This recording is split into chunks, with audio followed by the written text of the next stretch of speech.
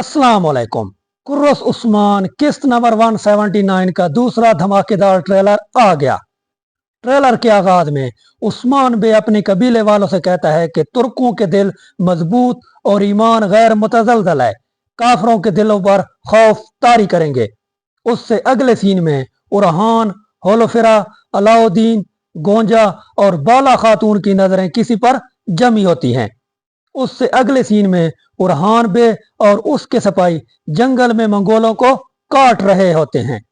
उससे अगले सीन में कई कबीले की खवातीन रात के वक्त जंगल में खेमे लगाकर बैठी होती हैं। उससे अगले सीन में उलुगान गुस्से में होता है और दायरा बनाकर आग लगा लेता है और अलतूगा से कहता है कि तुम गलती पर गलती करते चले गए। उससे अगले सीन में यूसुफ बे जेरकुतै से कहता है कि मैं उस्मान बे के हुक्म का पाबंद हूँ। उससे अगले सीन में यूसुफ बे कबीले वालों से बुलंद आवाज में कहता है कि क्या तुम मेरे साथ हो, जिसके जवाब में कबीले वाले भी यूसुफ बे से कहते हैं कि जी हाँ, हम आपके साथ हैं। उससे अगले सीन में अचानक कबीले पर हमला होता है और वो हमला करने वाली सोफिया होती है और कबीले के लोगों को मारती है। उससे अगले सीन में सोफिया मंगोल को बताती है कि बेगम खातून का भाई यूसुफ बे गद्दार है और वो उस्मान बे के साथ है।